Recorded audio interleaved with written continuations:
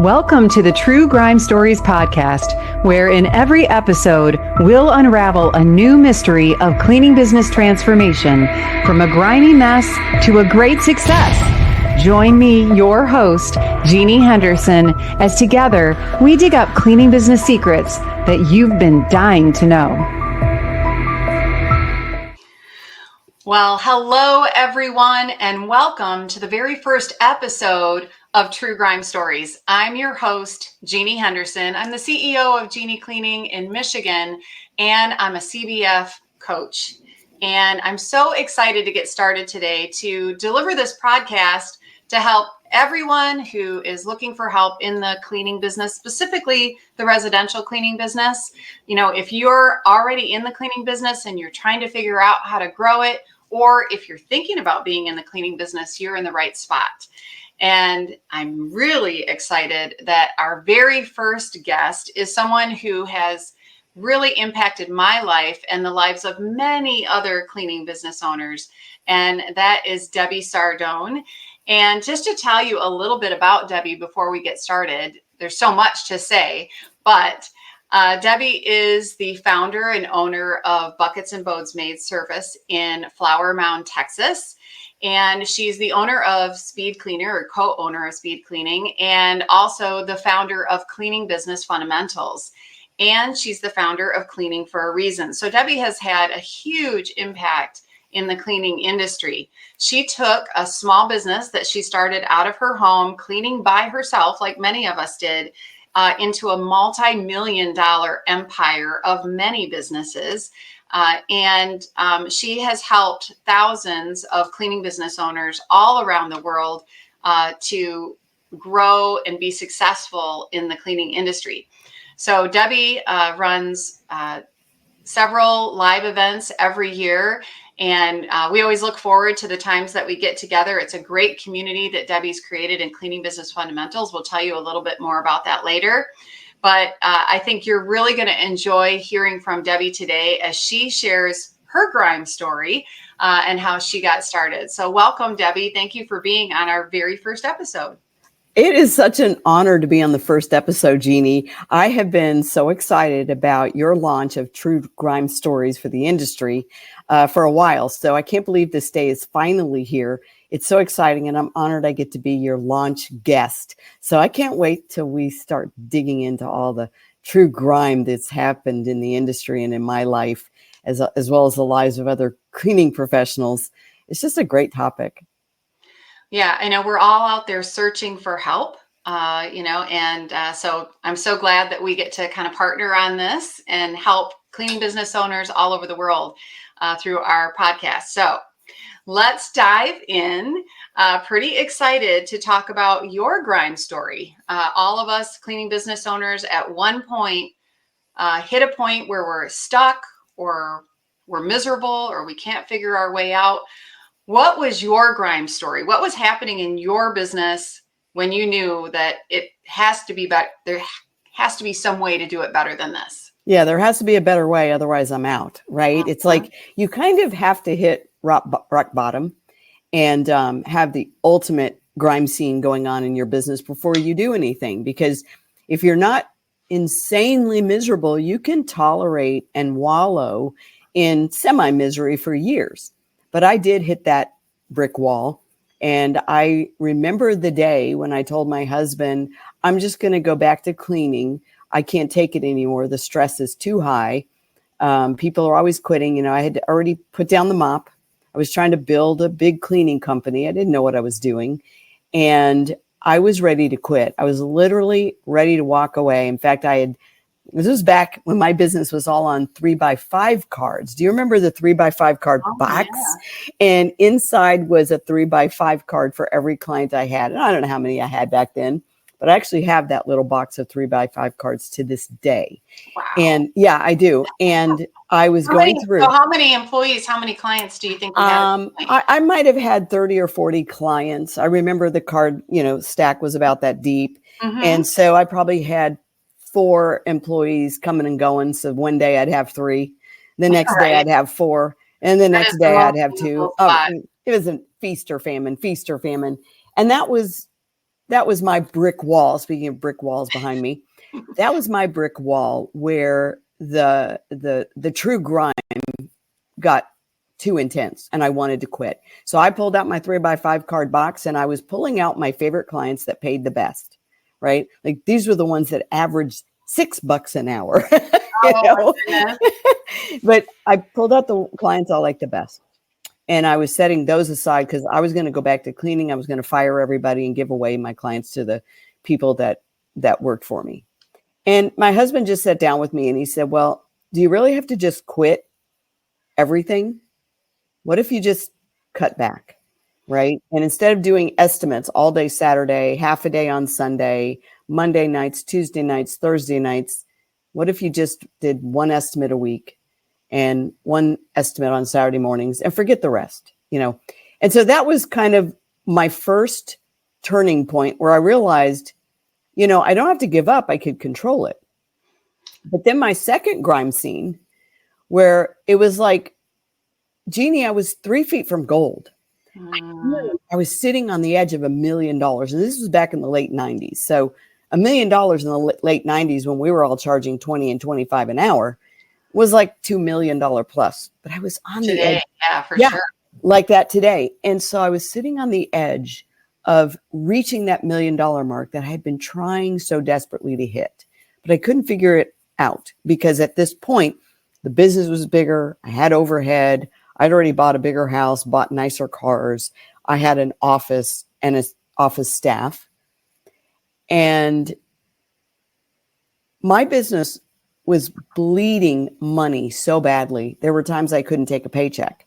And I'd have to call my husband and say, hold the check, don't cash it today. Right? It's like, Deborah, we got this house now. We have this car payment. And my business was in so much trouble, even though it looked healthy on the outside. Right. I think I had about a team of 10 at that point. And I was ready to quit again. I was like, this isn't working and it's costing me a fortune and I'm going to go out of business. And I found a consulting firm. And even though I didn't have the money, I hired them. And 9 months later, I actually had a system to follow. I broke through the $1 million mark and we've made tens of millions of dollars since. But that was my second grime scene where I almost quit. I almost got through into the quitter's prison, right? And I would have stayed there. And I'm so glad I didn't. I needed to hit the lowest point. And I thought I'd already hit the lowest point, but I needed to hit the lowest point for me to finally do something about it. And I did. And I have no regrets. Well, I'm so glad you did, because when you made that choice, not only did it impact your business and the lives of the people in your business, but it went on to impact a lot of other people's lives, which we'll talk about later. But so I love that you mentioned two different grime scenes because, there are cleaning business owners at every level looking for help, trying to figure it out. And that first grime scene is one that many people run into. Yep. That when you're under 4 cleaning technicians and when one calls out, it just throws off everything to such a degree that you really can't go on. When you have 4 employees and one person just quits without notice, which was very common and still is, you just lost 25% of your employee base. And that means you can't service 25% of your customers, but your overhead, your office rent, your expenses don't go down by 25%. And so that first grime scene was the first time I had ever experienced business crises. Now I solved it through sheer grit, cutting back and settling for slower growth. That's how I solved it. I didn't solve it with systems. I didn't solve it with processes. So then when I got antsy again and I felt like I want to grow this thing, I want to get $1 million. I want to reach that $1 million mark. I want to double my team. I only knew how to do it through sheer grit and struggle and working longer hours and going back. I mean, Jeannie, I remember going home at 2:00 in the morning because I had to stay up almost all night to do payroll because I had spent the day juggling a schedule of somebody who quit. And I remember one time having to call the police department and saying, would you mind parking out front while I walk from my office to my car? Because it's 2:00 in the morning. Oh my goodness. And it's like, that's how I grew back in those days until I found a company that would show me systems so that I could get to 1 million without working longer hours. I could get to 2 million without working 120 hours a week. And I didn't have that before I got help, and it turned everything around. Well, and I'm sure I've talked to many cleaning business owners who get to that point and they're like, I don't want to grow. Because if growth means that I have no life, I don't want to go there. And people really have a hard time finding that solution by themselves. Yep. And I think that's the only way is I'm just going to have to not have a life, and my business is going to run my life instead of me running my business. And I was there. I burnt the midnight oil many times, working 7 days a week, and before I met you, and you know, it's miserable. You know, most people settle. Yeah. Right. We call that the valley of despair. I know you're about to say that. It's like, here's why it's the valley of despair. And that's why I was in the valley of despair when I thought, I'm just going to go bankrupt. This isn't going to work.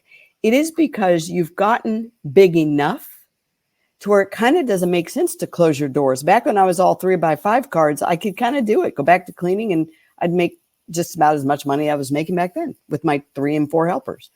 But then when you reach a certain size and you hit the valley of despair, you're 350,000, 450,000, just under 500,000, maybe a tiny above, right? It's like, it's too big to close, but it's too small to stay where you're at. But to double without systems means you don't have a life. And maybe you give up a paycheck that you can't afford to give up if you don't double with systems or triple with systems. And that's why people quit in the valley of despair, or they end up just staying there for a decade.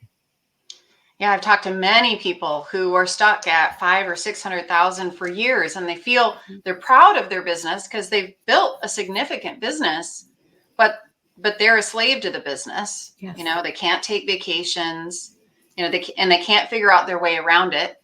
And they look around them and they're like, well, I'm doing the same thing that all the other big guys are doing. So why isn't it working for me? But that's because that's not the solution, right? That's not the solution. So when you hit that wall, when you hit your brick wall and you just, you weren't making money, but you had an almost $1 million business. So, I'll tell you, Jeannie, here's what was going on inside. Humiliation. I looked successful on the outside, but I knew I was failing on the inside. And so it's humiliating to have to raise your hand and say, I know it looks like we're succeeding, but we're not. That was humiliating. And then your confidence drops like a rock because you know you're 3 feet from gold. You know you should be able to get to the next level. Why can't I? And you really have no one to talk to. So back then, Jeannie, there were no trade associations back then. They hadn't emerged yet, at least not for the residential cleaning. ARCSI became the first one. Now it's ISSA Residential. And I got to serve on that board, their founding board. And I was so grateful when I found it because I had been so alone. But when you're in business all alone and you don't have a community, you have no one to talk to but your family. And they kind of get sick and tired of hearing about how horrible things are, right? Everybody thinks you're crazy for what you're doing. But doesn't like, why don't you just fire them? It's like, because I'll have to go clean if I do. So you feel humiliated. You also feel like your hands are tied. Like you end up having to work with people you don't really want to work with. You've built this incredible program called Culture Magic. Well, I didn't have magical culture back in those days. I had a terrible culture because I had no choice but to keep my C players, people who didn't care about me or my business or my customers. And I had to keep them on staff longer than I wanted to. So that deep down inside really wrecks your confidence in your own ability to be a good leader. And so there's so many emotions that go on when you're going through this really grimy phase of your business. And you really do need to, move forward and make the changes or go backwards and go back to an easier life, because that stuff in the middle, that valley of despair, is the hardest place to stay in. Right. And you want to just end the pain. So there's only 2 ways, it's either forward or backward. Right. Get out of that painful spot. But I do love that you talked about being 3 feet from gold. And I know a lot of people feel that way. Like you can feel there's an opportunity. Yeah. You know, there is so much more you could do. Your phone's ringing off the hook, but you can't hold on to employees. Or you have employees, but you can't figure out how to close the sale. And you're just like, there's all these issues going on. So you're at this point and you found your consultant, which, you know, I don't know why it is. We don't go looking for consultants before we start a business. We wait until we like hit a brick wall. Yeah. brick wall, and then we're like, help, and the white flag goes up. I was the same way. Yep. And so you found your consultant. What was the big eye-opening thing when they started talking to you? Like, because I remember when I first started learning from you, there were like just a couple of things that I'm like, why didn't I ever think of that? Like, yes. You know, so what were some of the things that they saw right away in your business that you needed to change that would make a big difference? I'll tell you one thing that changed everything for me was when I had the conversation with the consultants, much like we do today, like the conversation I had with you when you were joining my program, which really was modeled after so many things I learned from them. And, you know, I've outlasted their business. They're out of business. I don't know how long they've been out of business, but they didn't last as long as me. I've always wanted to go back and thank them. But I will tell you, in my first conversation with them, when they were considering taking me on as a client, and it wasn't a given that if I had the money, they would take me. Because number one, I didn't have the money. I had to scrape it together. But it was that first conversation, Jeannie, where they said, I said, do you think you can help me? And I told them what my goal was. I'm just trying to get to $1 million.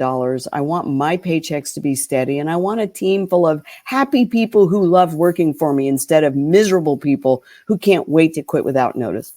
And I remember the consultant on the phone with me said, if we take you on, I know we can help you 100%. Like I was expecting him to say, you know, well, 75% of the people that work with us succeed. I was expecting something like that. Or 50% of the people that work with us succeed, which would have been good enough for me. I would have been like, okay, I'm all in. Let's give it a try. But he said, no, I know 100% we can help you. And that changed everything for me, because up until that point in time, I thought maybe it's just not possible, right? There's too many people who don't want to work. There's too much cheap competition out there. Therefore, I can never charge what I need to charge and still make a profit. And it's just not possible to grow a thriving business where you make a lot of money and you don't work all the time. And so I thought, well, maybe it isn't possible. Maybe what I want can't be done. And when they gave me their confidence, because I didn't have any, I borrowed their confidence, which was the only way I could write a check for $40,000, which is what they charged me, is I had to feel 100% certain, not 50% certain, not 80 or 75% certain. I needed to feel 100% certain that working with them would change my life. And once I had that confidence, and I had the confidence because they had the confidence, they're like, oh yeah, if we choose to work with you, I guarantee you your business will be better. I guarantee you we can help you. Because I kept thinking, well, you know, my business is different. Things are different in Texas. Right. Or get this one. This is what I truly believe. Because I throughout all the things that people say to me now, I said, well, you know, I do have to warn you that maid service is different. Right? Maid service is different.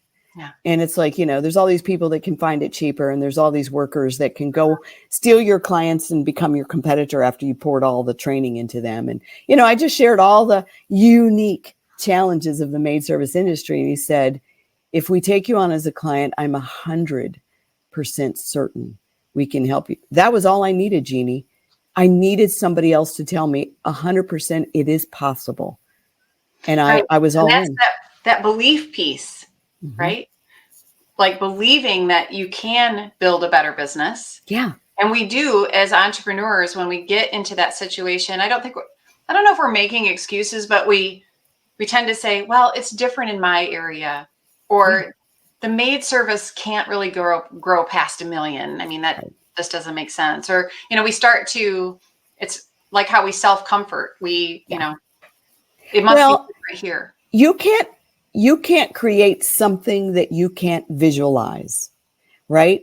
I couldn't visualize a business with an amazing team culture. I can now. I couldn't visualize a company filled with people who clean houses for a living that were happy to be there. I couldn't visualize it. So how could I create it?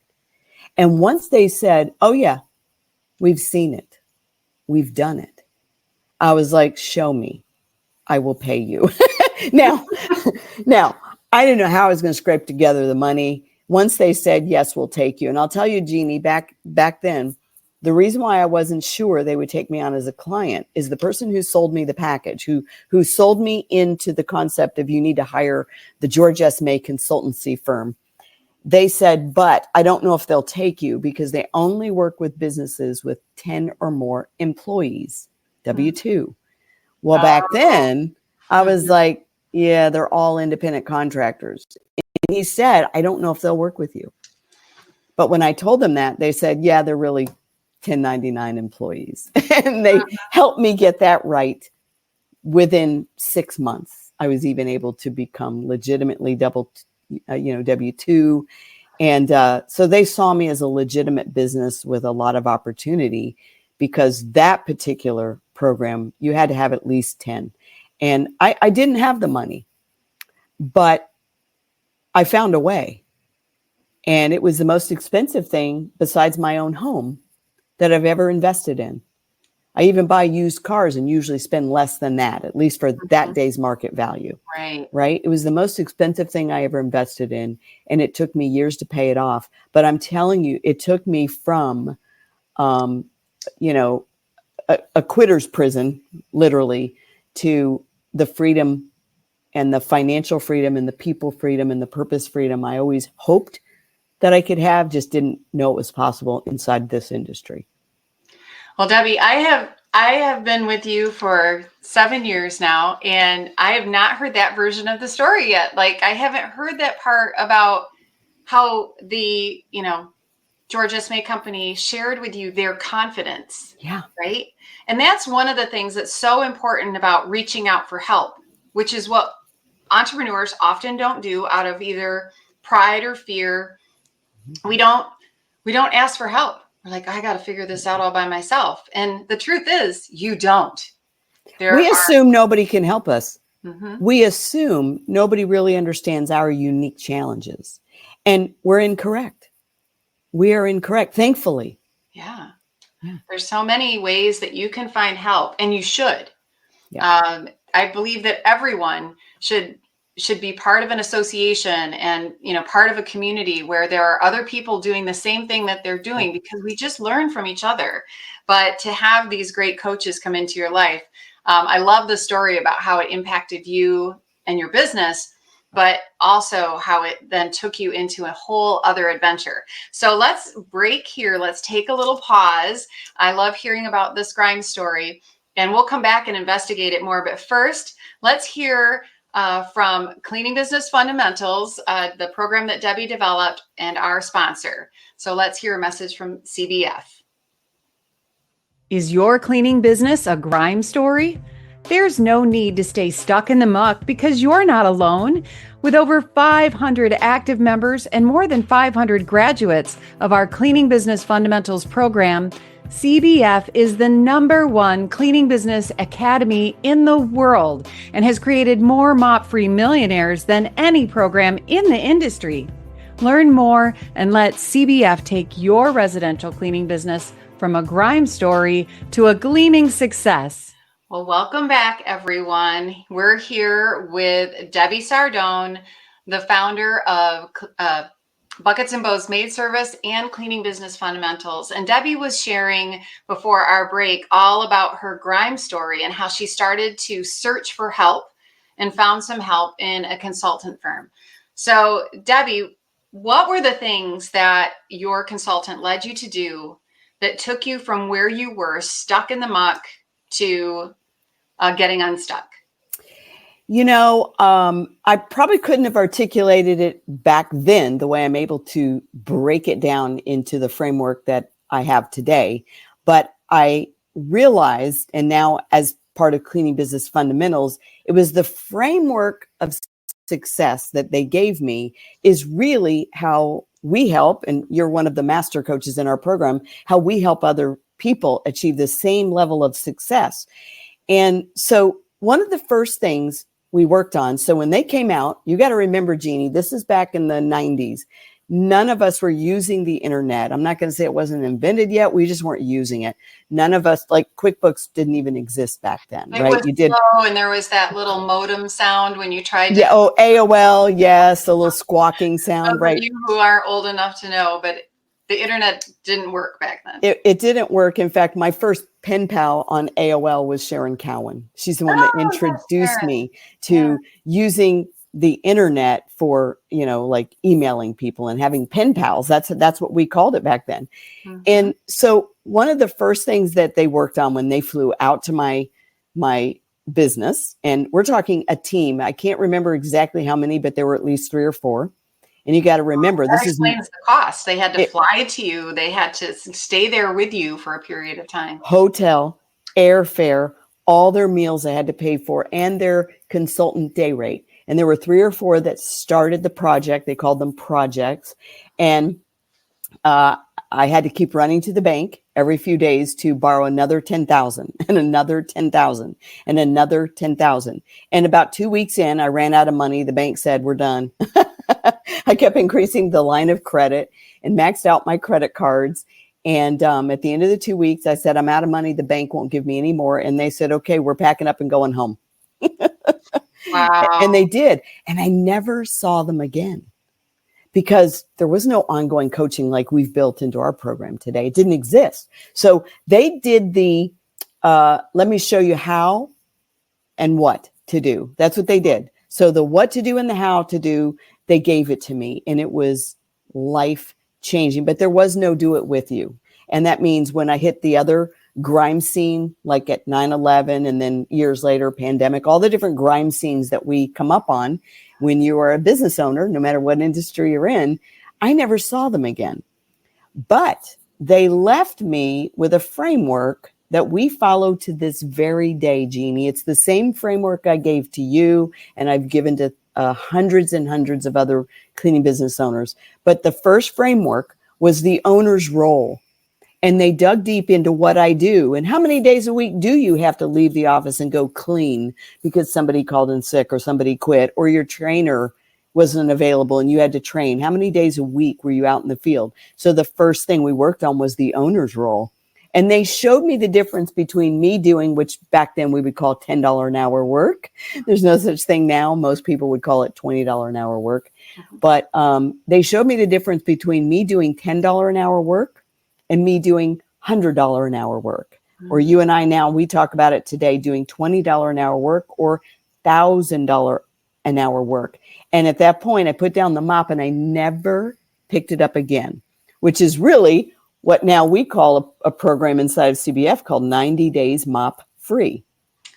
Because I put down that mop and 90 days went by and I hadn't picked it up. And then I realized, well, that means 4 months could go by, and so could 6, and so could 9 months, so could 12 months, and now 30 years mop free. Yeah. And that was, I know for me, that was a very eye-opening experience as well, to even think that I might not ever clean again. Never. And when I found out, here you had been a former highly successful franchise owner, business owner, owner of multiple restaurants, training new restaurant startups, which is why you became really known in our industry as our startup coach, right? You're the best one to work with if you're starting a cleaning business. And it's like, you've done all that training and you actually have to go out and clean some days. It's like, yeah, I don't want to, I don't choose to. And so that was part of my program is 90 days mop free. We need the owner to only do CEO work. And they help me understand the difference that all work isn't equal. 8 hours is not equal. A CEO's 8 hours could be worth $8,000 or $25,000 versus one of my employees' 8 hours could be worth $800 right? Or $600 that they can generate from my business. And so the owner's role was the first thing they helped me with. Here's the second thing, Jeannie. I don't know if I've shared this with you before or not, but they gave me something that was so brilliant that I've still used it today. And I teach it all over the country today. I'm going to be talking about this in my book that's hopefully going to be coming out at the end of this year. And it's called We'll have Mop to 3 launch it Millionaires. here on the podcast. We'll have We to will. talk That'll about be, it. Yeah. oh, I've been working on it forever. Mop 3 Millionaires. But I've had to give it different names over the years, but now it's trademark. It's called Empowered Pay. But Oh, yes. they gave that to me. It was the most brilliant thing. And it was the key to attracting and keeping the best staff. And after I implemented this very unique approach, which we now call Empowered Pay, based on what they taught me, which was so unique and so different, and I got it the minute they shared it with me, and you got it the minute I shared with you, it completely transformed my employee attraction and my employee retention, which is the other piece of the puzzle. I don't care how good you are at managing your time as a CEO. If you can't find and keep a good worker, good luck, right? I don't care how good you are at branding and marketing or how great you are at sales. If you can't find and keep happy long-term employees, good luck. But I love that because one without the other doesn't work. Yeah, they showed me. You have to have both of those pieces, what the owner's role is, what they're doing effectively to grow their business and design and work on their business, and building that team, that strong team with that great culture. And that was the biggest change I think that I made in my business too, right away. Those two things, you really because you were already good at sales and marketing, right? You could turn a prospect into a client without a problem. So it wasn't your biggest challenge, although for some it is. You had to fix all 5 pieces in your business. You couldn't just fix one, like the owner never cleans. That wasn't going to be good enough. I had to fix the problem of, I kept seeing it as external back then, Jeannie. I kept telling them, but nobody wants to work. Now, since then, I've evolved. That all the time. I mean, people are still saying that today. Now it's like, oh, those millennials, they don't want to work. They don't want to work, but we know that's not true. It isn't true. I have plenty of wonderful, happy, long-term millennials that work for me, and Gen Xers, and even still some baby boomers. I have a couple of baby boomers that have cleaned for us for 25, 26, 27 years. And they're happy as clams. So much about the company that you've built and the culture that you've built. And the system that we follow. Mm-hmm. And every time that begins to break a little bit, we look at that piece of our system, the employee attraction and retention piece. It must be broken if all of a sudden we have a spike in employee loss or a spike in people who don't want to work. What are some of the clues that you start to see when you know that we're maybe getting off track, that here's a clue. Not following the fundamentals? All of a sudden you're scratching your head going, my really best cleaners are quitting. My best ones are quitting all of a sudden. And you were kind of hanging on to them for a while. It's like, well, if the best people who work for you also are saying this job isn't worth it, despite the reason they gave you, because they love you, they like you, they don't want to burn a bridge, but they're really raising their hand saying, it's no longer worth it. I'm going to go over here and do this thing. And if it doesn't work out, I'll be back.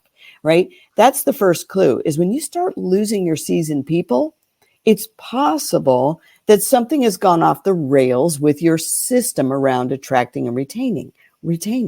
And then the second clue is, all of a sudden, the last few months, we can't get people to show up for the job interview. We can't get people to show up. Okay, well, there's another clue. Your offer stinks. It might have worked 6 months ago and it might have worked a year ago, but your offer is outdated. And so your attraction or retention must always follow a formula, and that formula never changes.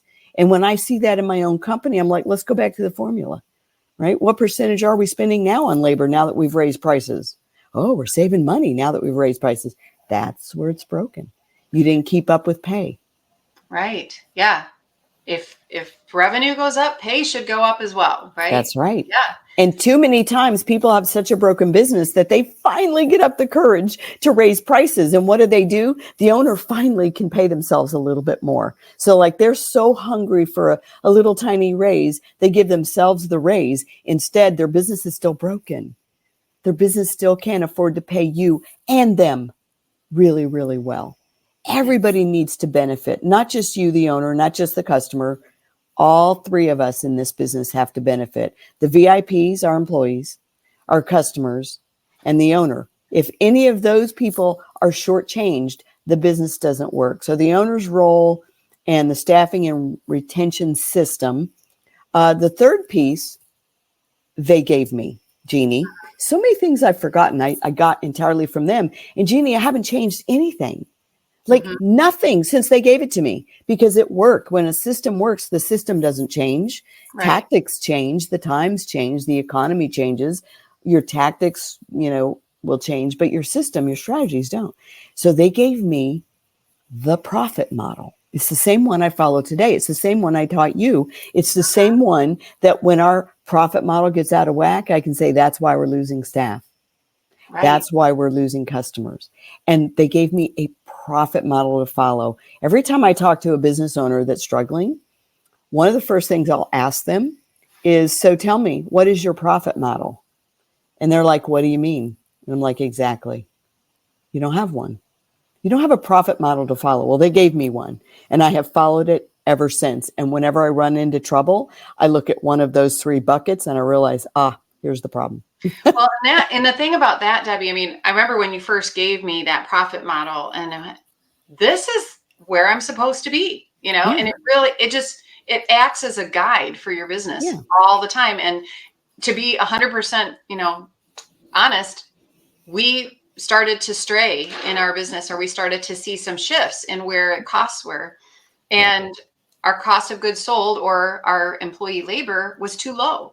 Yeah. And we were having hiring issues. I said, we've got a problem here, and we fixed it. We're back on track. But it's a reason guide that you can always use. You can go back to it when you start to see those problems and say, oh, this is it right here, because the numbers never lie, right? The numbers never lie. And the reason you were able to identify the root of the problem versus the emotion around the problem, right?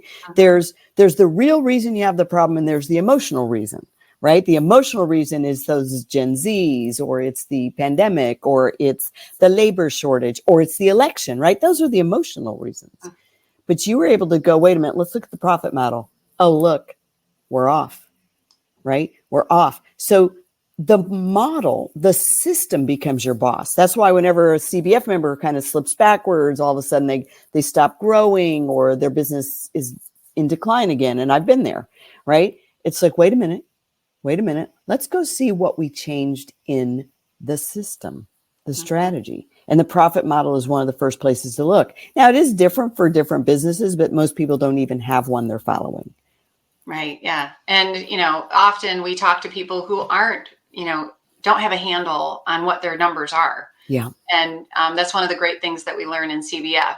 So you've shared some amazing strategies with, our listeners and our audience today. Number one, what's your role as the owner? That's such an important part. And we often don't think about it. We're just blowing with the wind of our business. Whatever the business tells us to do, that's what we're doing. But we really need to be more in control of that. But then also, how are we taking care of our team? How are we inspiring them and motivating them to want to help us grow our business? So tell us about the results. You said you did get over the $1 million mark. What's happened since then, Debbie?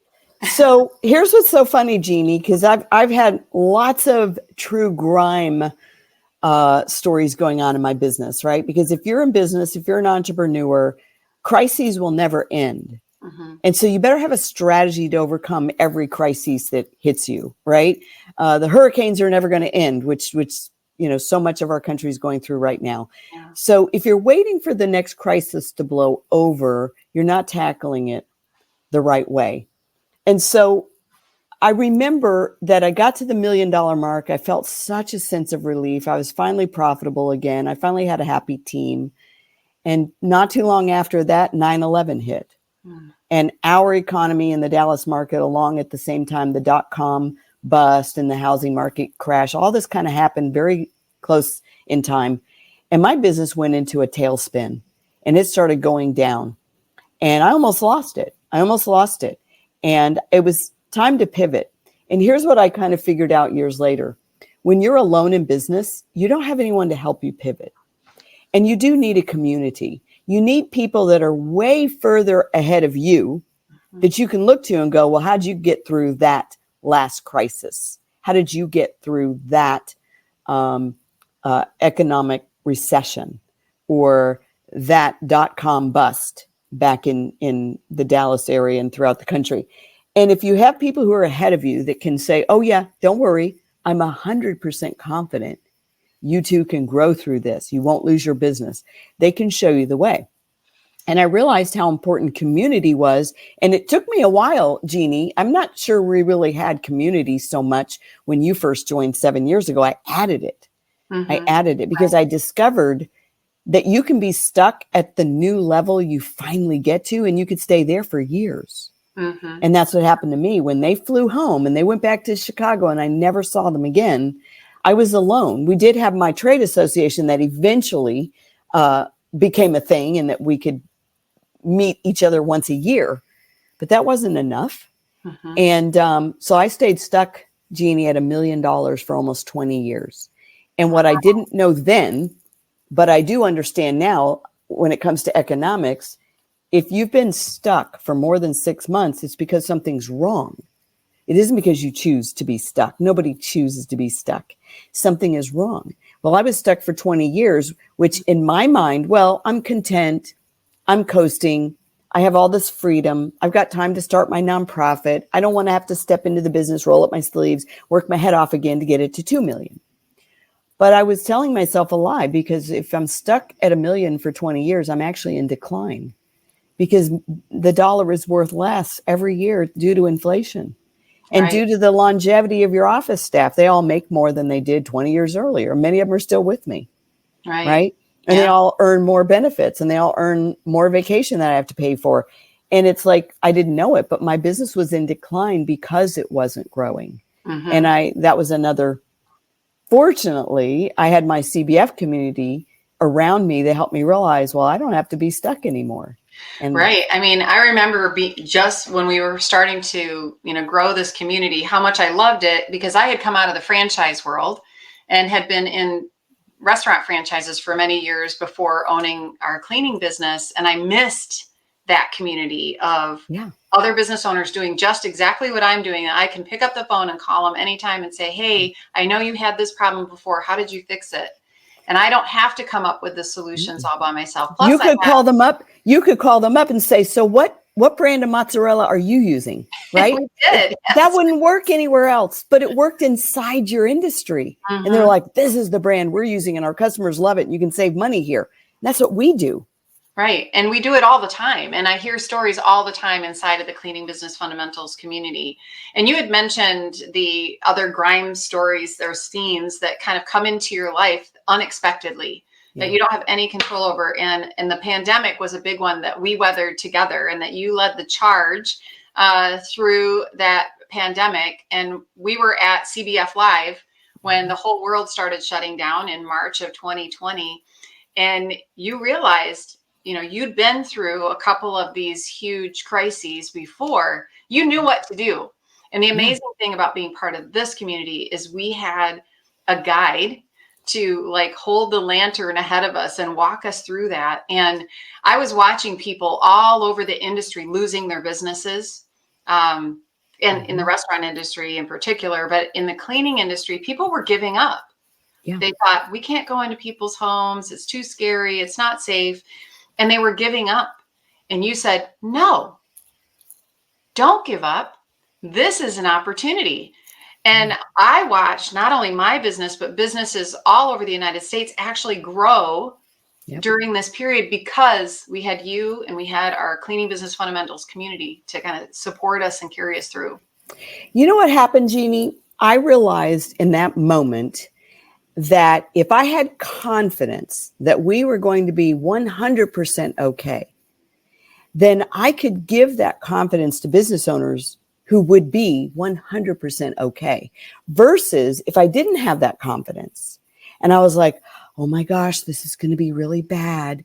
Just let your customers know that you understand if they want to cancel service because times are so uncertain, and just let them know that you understand, right? And it's like, no, we're not going to take a posture of defeat. We're going to lead our industry in being a part of the solution, not being terrified of the problem. And I remember I got angry at one person who went live, who was really not really a coach, but was kind of like trying to coach people. And I remember the fear in her voice. And she went live and she talked about how terrible this is. And, that your employees aren't going to want to come to work for you and you need to give grace, which I agree with, right? You need to, just let them go and probably even need to close your doors and tell your customers that, they should lock themselves in behind their doors. And I remember thinking, no, the opposite is true. And you don't understand this at all. And I stayed up all night long, almost all night long, the night before our conference ended, because literally the world shut down the day before we were going to close our conference on a Saturday. We close our conference on Saturdays at 5:30 p.m. And they were announcing that by Monday, everything would be shut down. Right. And I stayed up all night and I changed my talk for Saturday. And I got on that stage and I said, you're now more than ever, you need to send the message to your clients and your employees that they need you now more than ever, that you are here to serve them, that cleaning and disinfecting is a part of the solution. Now you got to remember, back then, none of us really understood anything about this whole epidemic. We didn't understand it. They were still telling us, do not wear masks, right? They literally were. Right. That's exactly how it started. It is. And then everything changed, and they So kept we were shutting us down farther and farther. Exactly. And so I just stood on that stage and I said, you can send a message that says, it's okay if you want to drop and it's okay if you don't, have a job anymore. Or you can send a message that says, I know my employees need their job now more than ever. Some of their husbands work at restaurants, they're closing. Some of their husbands or boyfriends or parents who they live with aren't going to be working. And we're a part of the solution. And this is your chance to be the hero in your community. And we made shirts that said, yep, I'm essential. And our employees wore them with pride. And of course, the CBF model is so unique. It already was perfect for, a pandemic because everybody works solo in this model. And we created guidelines for them to share with their clients. People made up guideline cards to make sure the customers complied with, go to a different room while we clean and disinfect. Here are the extra disinfecting products that we've added to the bucket. And we just approached it with confidence instead of with fear. And I'm telling you, customers thanked us. Now, obviously, we had plenty of customers that had to drop, elderly or health compromised, and they had to drop. But most of them were so grateful. They were like, thank you so much for coming today.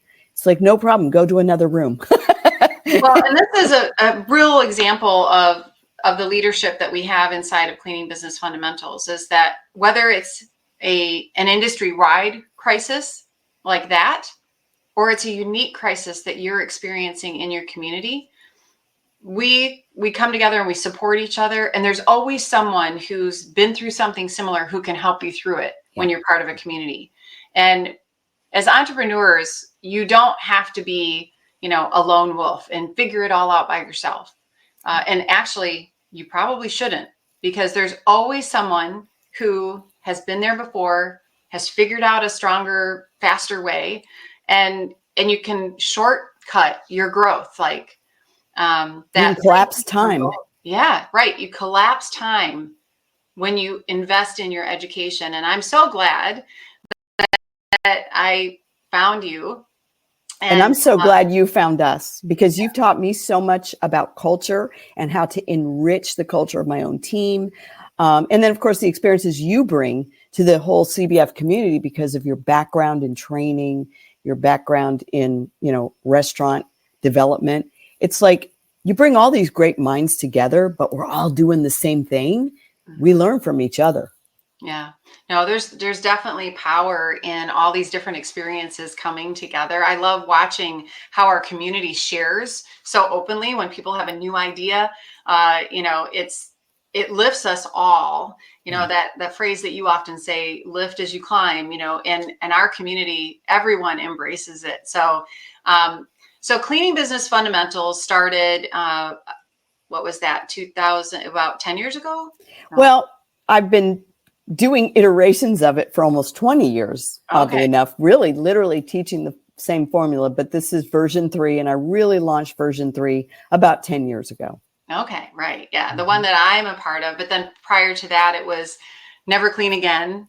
Never Clean Again University. Yeah. And before that, it was one-on-one coaching following my 5-step formula. Well, it's changed so many lives, Debbie, and I can't thank you enough. And I can only imagine the people who are listening and watching this podcast are just, grabbing onto every single word, because and I have been with you for a long time, but just hearing these things again, I get so excited and so inspired. And thank you for infusing our community with your confidence in every single one of us, that if you can do it, we can do it. So I want to speak to everyone who is listening and watching us today, because if you're in the cleaning business or you're thinking about being in the cleaning business, I want to encourage you to talk with us about cleaning business fundamentals, to learn more about the opportunities that are out there, to not go it alone, and to find a path to success that's proven. And hundreds of cleaning business owners, me included, have benefited from this program. And I know for sure that I probably would have given up if I hadn't found cleaning business fundamentals. I was looking for another job. I felt like I was failing. I shared all those same emotions that you did, and I was about ready to give up. Mm-hmm. So I'm so grateful that I'm glad you didn't give up either, because I watched your face the other day when we were, we have different levels of this program now, right? Because we keep seeing business owners create way bigger businesses than we thought they would. So we kept creating different tiers in our program. And of course, you're in the highest tier, as well as being a certified master coach to teach our program. And I saw your eyes, Jeannie, when we welcomed some of the business owners that you had mentored in your coaching groups that are now in our elite level program, which is just unheard of in our industry. 1.5 million on up, 2 million, 3 million, $4 million businesses. There's just no community for the residential cleaning space where you can get that many people at that advanced level that have enough freedom to even be a part of the program. And I saw how proud you were. And it's like, yep, I mentored that person, right? And it feels so good to change lives. It is literally the funnest thing we do. It is.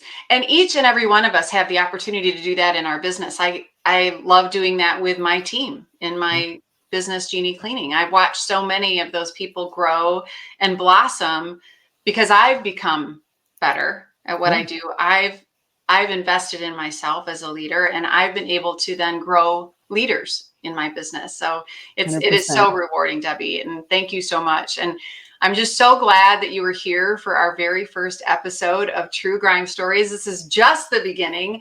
So I want to encourage everyone to follow us, to be sure and download and subscribe to True Grime Stories. Don't miss an episode, because every single one will have a strategy to get out of possibly the grime story that you're living in right now. So please join us again in our next episode. And thank you to the amazing Debbie Sardone for being here for our first episode. Thank you, Debbie. Well, thank you for the honor. I'm really proud to be a part of it, and I can't wait to see how many people we help with this podcast. So thank you for doing it. Thanks. Bye, everybody. That's a wrap on today's True Grime Stories. Thanks for joining us in uncovering the secrets of cleaning business success. Don't forget to subscribe, share, and download, and check out our show notes for links and info from today's episode, and to learn more about our sponsor, Cleaning Business Fundamentals. Join us next time as we solve another True Grime story.